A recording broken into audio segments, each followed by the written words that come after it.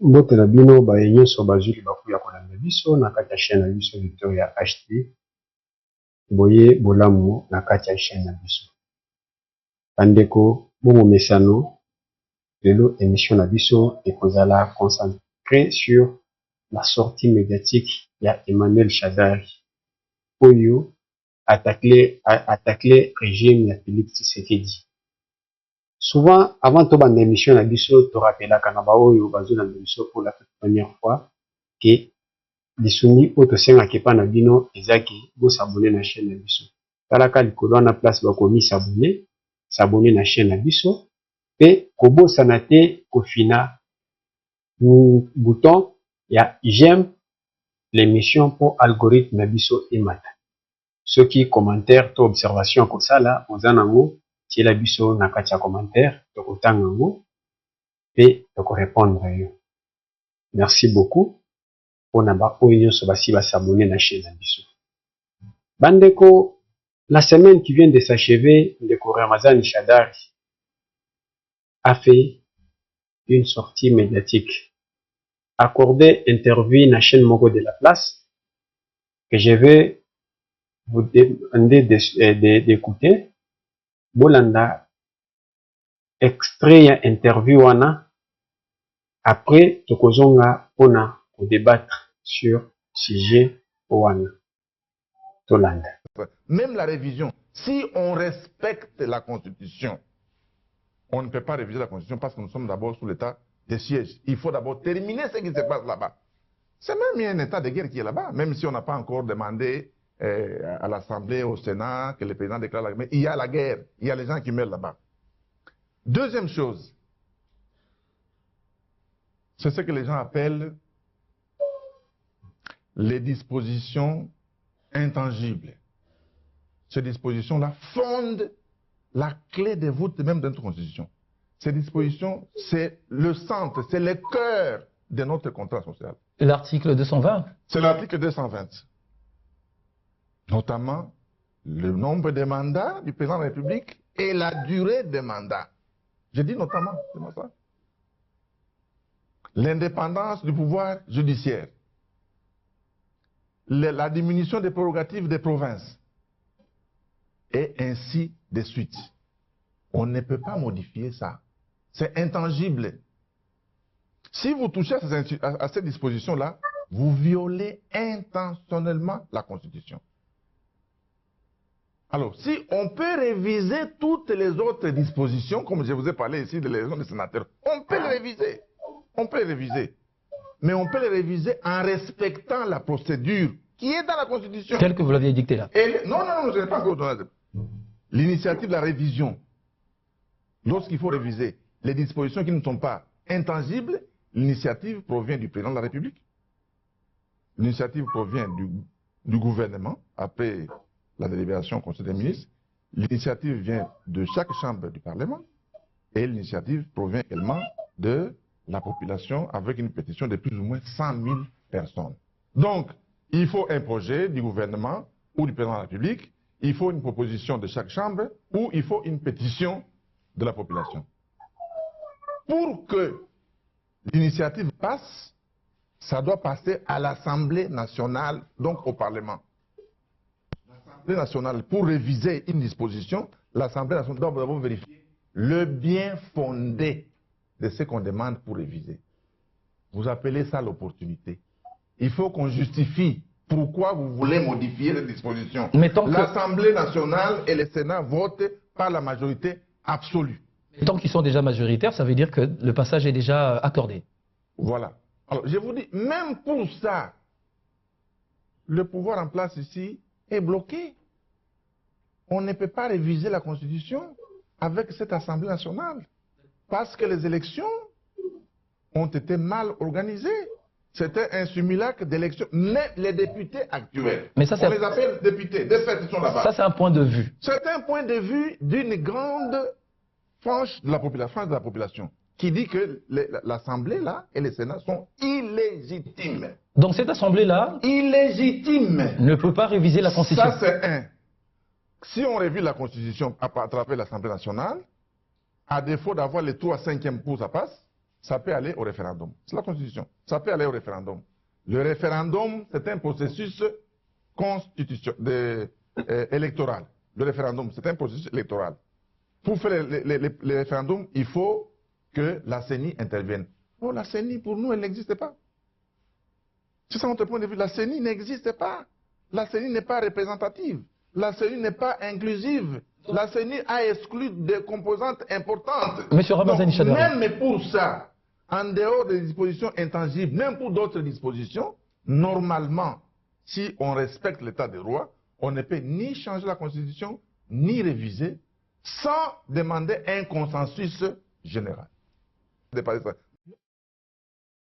Wana Boucholanda Emmanuel Ramazani Chadari, cadre ya PPRD et secrétaire permanent ya PPRD. Sur cette courte vidéo, vous avez tiré la vidéo ya chaîne Oyo, les en ligne. Vous pouvez coacher la bino mobimba pour tozana tozui autorisation ya mokolo vidéo te. Ya on est touché le bino ndambo. Kati ndambo na pono la vidéo. Sur cette vidéo, vous allez comprendre que Emmanuel Ramazani Chadari a téléméli 3 points, notamment l'illégitimité du Parlement, l'inexistence de la CENI et le consensus. Eza 3 points oyo ezo basé fondement na ye que ekoki kosala ke ba réviser constitution. C'est un débat oyo ba politiciens ebele ba s'exprimer, ba donner ba point de vue na bango. Mais pourquoi moi j'ai choisi Emmanuel Ramazani Chadari? Nathalie Emmanuel Ramazani Chadari comme mutu oyo akoki koloba du l'autre côté. Pourquoi? Parce que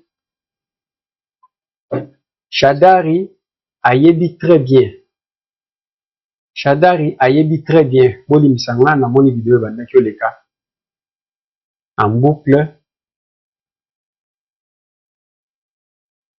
Vidéo à Chadari bandaki oleka en boucle.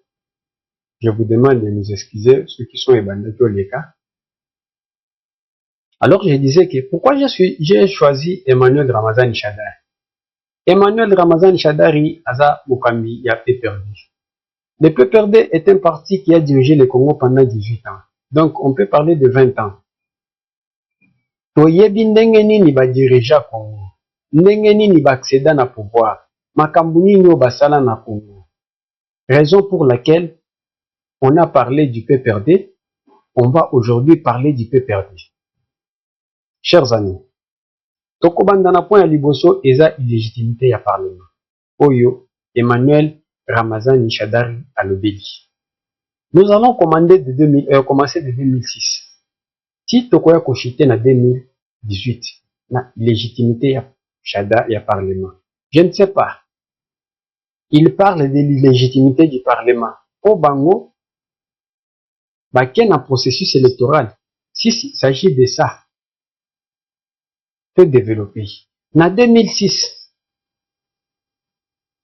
on a organisé les premières élections en République démocratique du Congo par Kabila et le PPRD Emmanuel Ramazani Chadari. UDPS aboyaki kokende l'élection. Mais malgré cela, élection élite. Est-ce qu'on peut aussi parler de l'illégitimité du Parlement de 2006? Wana Emmanuel Chadari nde mutu akoki ko répondre à biso. Toye kokoma na 2006 kaka 2006. Na kota nanu na CENI ya 2006. Nazo banda nanu na Parlement. Na élection 2006. Si illégitimité ya Parlement eza oyo actuel, eza po PPRD à quelle élection te. Mais en 2006, PPRD a organisé l'élection sans l'UDPS, qui était un parti phare de l'opposition. Nalingi kozonga nanu na San City te. Côté babandaki jusqu'à ce que ba dribla bazwa opposition ou alinga kazwa na gouvernement 1+4. Opposition ou ezaki représentée par Etienne Tshisekedi. Badribla, bazwa mutu na bango zaidi ngoma batia. Qui n'était pas le choix de l'opposition. À l'époque, l'opposition était incarnée par l'UDPS, Etienne Tshisekedi. Si lelo, ça se montre que l'opposition ezala qui est incarnée par l'UDPS. Pour lelo, l'UDPS a un pouvoir, opposition ezati. Lelo, puis Emmanuel Chadar et Bazo Kende na rébellion. Pour dire que non, opposition ezala qui est incarnée par l'UDPS. Comme l'UDPS n'avait pas participé aux élections de 2006, cela veut dire que Parlement ou Yabachadar en 2006 ezalaki légitime. Na kati élection, ba organiser élection. Tovanda na mboka oyo. Tomona après élection en 2006. Proclamation résultat élection. Ba proclamant on a char de combat. Par le fait Abbé Malomalo. Et après cela, après la proclamation des élections, des résultats, par le fait Abbé Malomalo, na char de combat. Simanango, guerre et affrontement entre les militaires de Jean-Pierre Bemba et les militaires de Joseph Kabila, la garde républicaine. On a compté des morts. Parmi eux, Igo Tanzania Yakufa.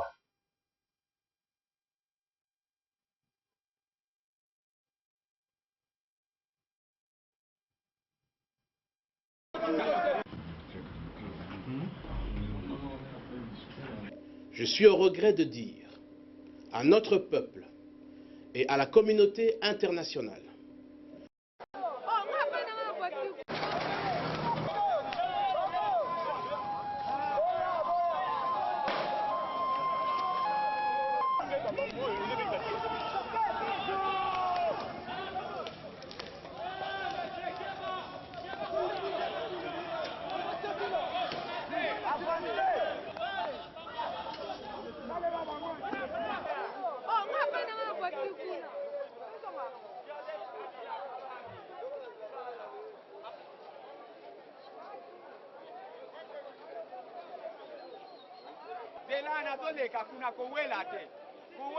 papa.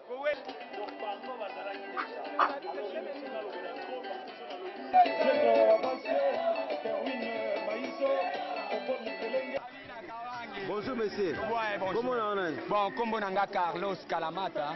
Sengo na eso ndengeni. Bon, sengo nanga ezomoni na premier tour biso lala na banda kute parce que bayebi position ni tozango vis-à-vis na Joseph Kabila Kabange.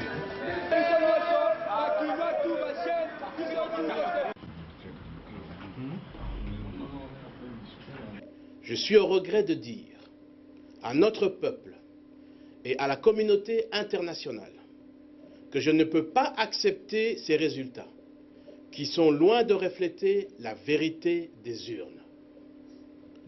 Je prends l'engagement d'user de toutes les voies légales pour faire respecter la volonté de notre peuple. On est en train de brûler des maisons, des Abuta aussi. On va en tout cas.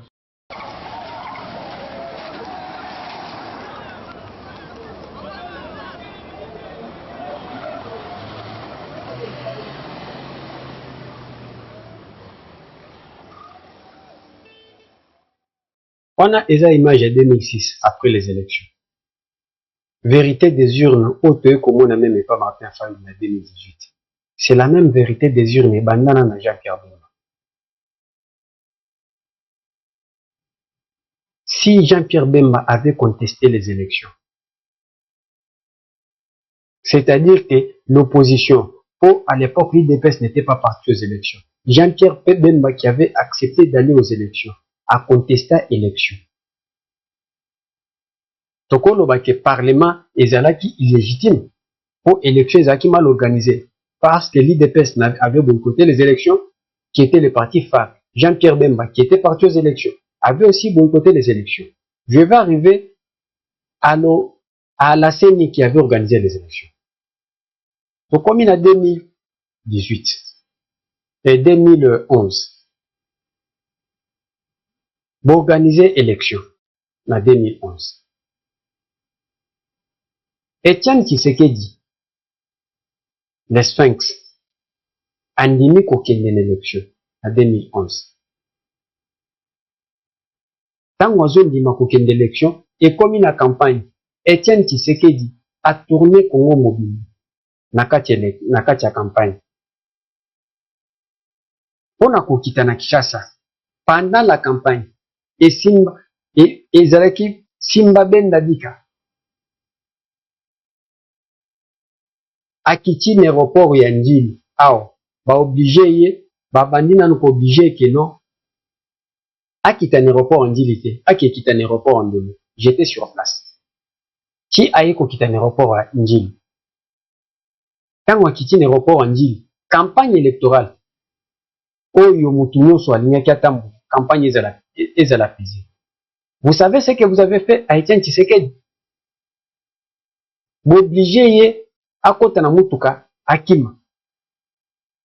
Gaz banda. Je suis parmi les victimes. Na vidéo ngana otie la bino. To batama na mire ya Karibu, ya restaurant Karibu, na ba journaliste ya TV5, na ba journaliste ya RFI. Ti massa sezobeta. On était là. Pendant la campagne. Tout le peuple partout où j'ai passé me demande de renvoyer ce Rwandais à Kigali. Sa place n'est pas ici, son chef de ce fameux gouverneur-là.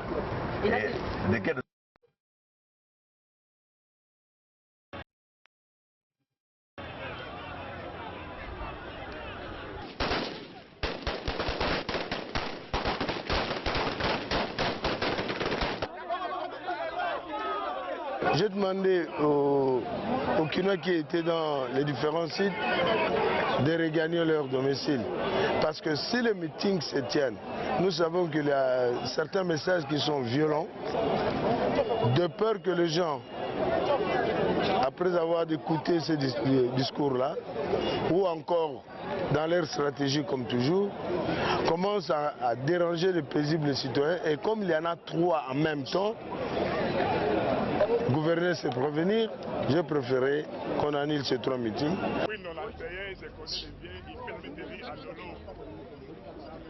Qu'est-ce qu'il représente ce gouverneur-là? Je vous dis déjà que son chef était un Rwandais. Tout le peuple partout où j'ai passé me demande de renvoyer ce Rwandais à Kigali. Sa place n'est pas ici, son chef de ce fameux gouverneur-là. Et de quel droit est-ce que lui peut oser d'ailleurs venir? Vous allez voir s'il va venir oser venir dans vos stades, m'empêcher de tenir mon meeting.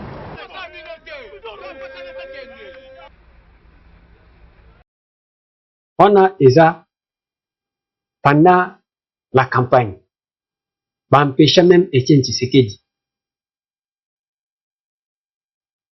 akende kotenir un meeting pour ezaki prévu que tokende na martyr. Bato bakufa libembe lelo po biso tolongwa makolo ma aéroport nzela eza te tokota mikondo banzela kati ki to se retrouva na niveau ya Sekoma nzela kati tokatisi toye kokota Petro Congo toki okatisa kote ya bwato na bwato tobimi limité. C'est ça ce qu'a été la campagne en 2011 que vous, Emmanuel Shadai, pour Boussala. Même pendant vote, il y a Etienne Tshisekedi à kende ko voter. Quel a été? Comment Etienne Tshisekedi a pu voter?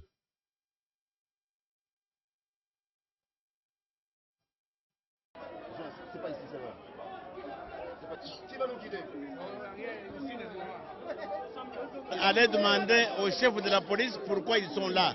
Ils m'empêchent même de me déplacer dans ma propre ville. Vous avez vu des témoignages pour féliciter le gouvernement de Kabila, comment il respecte les règles élémentaires de la démocratie. Je crois qu'ils voulaient m'empêcher de voter, mais vous voyez qu'ils ne sont pas parvenus parce que je viens de voter. Je crois que c'est à cause toujours de la pression de la population. Quand les voté Etienne Tshisekedi, tu accompagnes le père pour qu'il ne vote. Mais le PPRD d'Emmanuel Chadar, pour empêcher pour à voter. Et après les élections, les Sphinx a prêté serment chez lui à la maison. Kabila a prêté serment, Félix Etienne Tshisekedi a prêté serment chez lui. J'ai la vidéo pour ne pas prendre beaucoup de temps. Oyo na koki kotia, mengazo prêté serment, oyo na Albert Mole Kanandako. Il n'a pas battu aloba que parlement wana eza illégitime. Est-ce qu'à votre époque, en 2011, Bondima que parlement eza illégitime? Qu'est-ce que vous avez fait pour le parlement? Est-ce que vous avez refusé vous avez récusé aussi ces parlements-là? Non. Vous voyez qu'on commence en 2018 pour organiser élection. Pour organiser élection. Pour en 2018, vous n'avez pas organiser élection. Pour exclure Jean-Pierre Bemba. Pour exclure Martin et Moïse Katumbi. Pour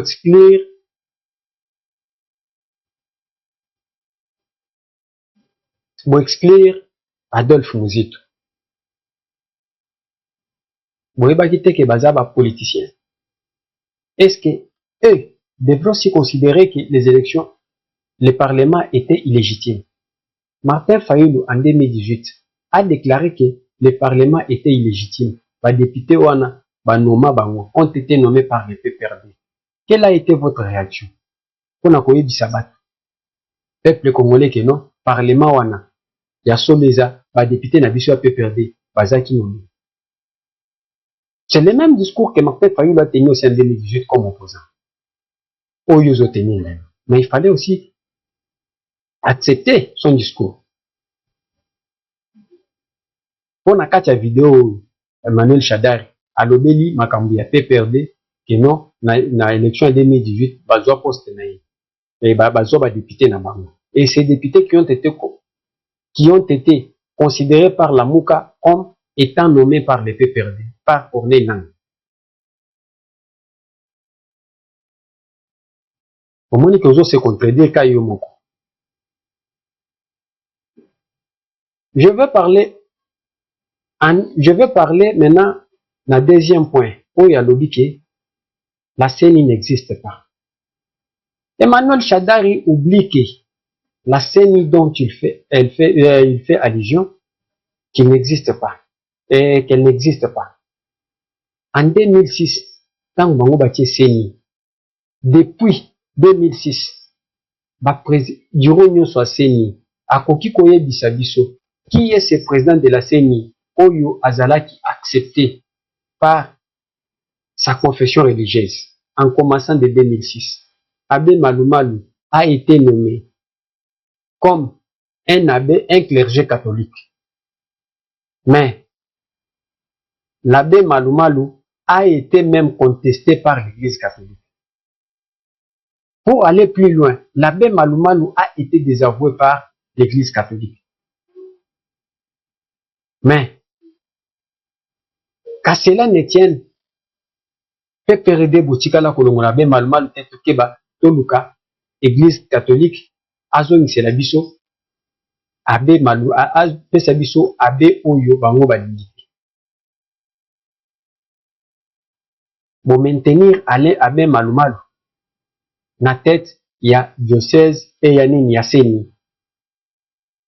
Donc, comme en 2011, vous présentez Bisso, Moïmoulunda. Bisso Toyeba Moïmoulunda, n'apparaît que réconciliation. Une ONG, Oyo Binobo, Salandé au Bandaki fabriqué, et Bandaki Kosomba Manduki na Ituri, $100, en échange à $100. Si le nom Moïmoulunda, Tikalo Ibisabiso que font, il y a $100 au Bandaki Pesa pour récupérer Manduki. Nani muto Bandaki Pesa ye, et Bandaki Ko Utawa. Manduki Azwa, a Pesa Nani.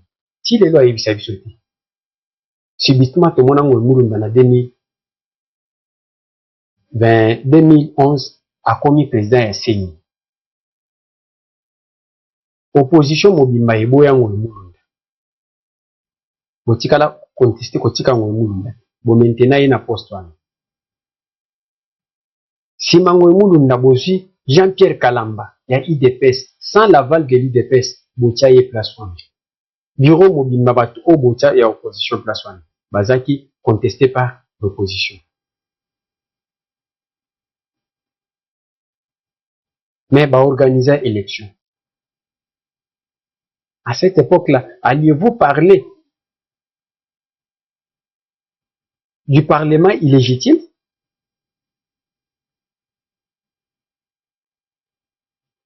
Tokomi na 2018 jusqu'aujourd'hui, mutumo kote na Congo oyo bakoki kotunaki Corneille Nanga auta na église nini ti lelo akomi rebelle boy. Pourquoi il s'habille sur Corneille Nanga auta na église nini? Quelle est l'église, quelle est sa confession religieuse? Mais tout le monde est subitement na tête à seni. Et après, toye comme on a battu nyonso balongwa na seni. En dehors ya malumalu wa kufa. Bakoma raka ba mambe pe perdu. C'est la seni oyo bino Emmanuel Shadari bozo ya koyebisa biso.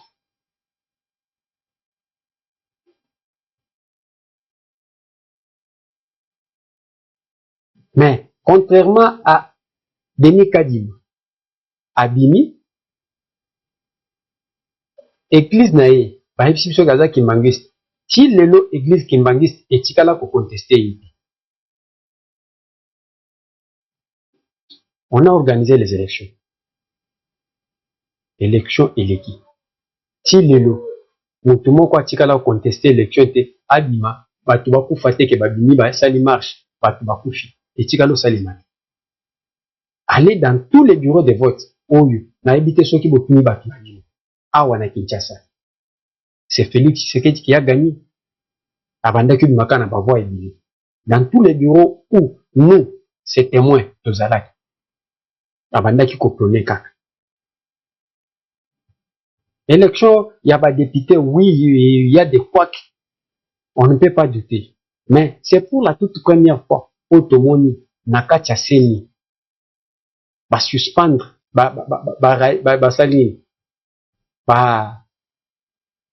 rejeter le résultat. Il y a des députés, notamment Gentini Ngobila et les autres, Oyo, na députation na bango, boyango na Seni. Mais na Seni na bino. J'ai même la vidéo. Bakanga ba machine à voter na banda kwa batu. Na kotanga bakomo na bango. J'ai des vidéos. Est-ce que Seni na bino ya ngoimulu na nanga na malumalu? Botikala kolongola mutu ata moko. Te o motoyo parmi pour ba candidat oyo ba radier ba longoli na liste Seni. O ba bakanga ki ya fuite ke azaki na machine à voter na ndako na. Consensus au bino besoin. Vous levez la consensus. Qui veut dire dialogue. Vous voulez le dialogue. Kaka ndenge na bandiango. Bino bobanda depuis 2006. Bobanda consensus. Quel a été le consensus? En dehors ya ko dribbler ba ndenge na lobaki makambo Jean-Pierre Kalamba, ndenge na lobaki makambo ya Sun City avec Etienne Tshisekedi, bo dribbler et na dialogue ya Sun City. Bino banda que dribbler ba. Quand vous organisez les dialogues, na régime na bino, ezalaki pona ko pêcher bandis na kati opposition ba kote pa na bino. Notamment en 2006. Dialogue à Sun City. Et son bino bozwa ba Thomas Luaka ba Tunsusu ba kota na kana bino. À la place du vrai opposant qui était Etienne Tshisekedi, bozwe la biso Zaïdi Ngoma. Lelo parti ya Zaïdi Ngoma ezalaka wapi? Etienne Tshisekedi akufa, Zaïdi Ngoma akufa. Mais Zaïdi Ngoma parti na ezalaka wapi? Lelo. Pourquoi il s'est siège à partir ya Zaïdi Ngoma? Poto bandaki omona ngo ezalaki na siège nango kana enseignement na. Ekenda wapi? Ba militant ya parti ya Zaïdi Ngoma bazalaka. À l'époque na opposition. Oyo kokoma na dialogue obino organisa ya audio ezalaki pona ozwa bato ya Vital Kamerhe na bato misusu ko dribbler bango bakota na kati ya kozwa na bato ya IDPS notamment Sami Badibanga ko pesa e primature esimbi te bo rejeter ye boye na dialogue ya Senko bo péché Bruno Chibala bopesi na bato mosusu bakoti na nini na nini na ba lisanga bongano bakoti na nini na bino ba uli michel bakota na nini na cop na bino. Est-ce que bino boko kolobela makambo ya consensus bino bandaki organiser consensus tant bobandaki omona ke opposition etie bino étouffé bino raison pour laquelle bobandaki kosala dialogue po bozwa ndenge nini ya récupérer bato ya opposition. Mais présentement Tshisekedi n'est pas étouffé. Comment il va organiser un dialogue avec vous? Nakacha vidéo le dit vous êtes un grand parti. Mais Constant Moutamba banda pesa Emmanuel Shadari banda pesa bino de voir que non bobenga batu boton sa stade Vélodrome à Kintambo. Si le no bobenga ka batu te to mona ndenge boton sa stade Vélodrome. Te ponani. Ce qui vous appartient à vous-même. Quand vous étiez au pouvoir, Tobandaki omona bino badi sa transco, badi saison qui est des manifestations à PPL. Depuis que vous l'avez au pouvoir, vous savez que sous meeting te, vous se regroupez à Katendeli, bino parti à monnaie. Comment mon abattoir se regrouper zaka PPRD à Katanga. Alors, chers amis, batu oyo bazo ya pona ko manipuler la population. Il ne faut pas suivre les brouhaha. Et en plus, bazali osala po ba exister, ba mona bango ke bazali. En réalité, PPRD et Siefoufa. Et ils n'ont aucune leçon à donner au peuple congolais. Dernièrement, Baoutaki Obimisa Brui Awa, qui Kabila Azonga. Maïti Lelo, Botikala comment na Kabila place Azongela na Kongo. Nakacha vidéo a Etienne Tshisekedi a Sabino ki, Batuazo Singana Zongi Rwanda. Mais, Barimer Moussou Sezo Tambolaki. Afanda azaka na Kigali, afanda na Kigali, azaka lisusu awa. Donc na Namibite azana Kigali. Azonga effectivement est na bango. Je vous demande de vous abonner à notre chaîne. Tanabiso ya kolobeze bili, mais tanabiso ezamoke. Tokutani lobi nakati émission msusu. Merci, ciao.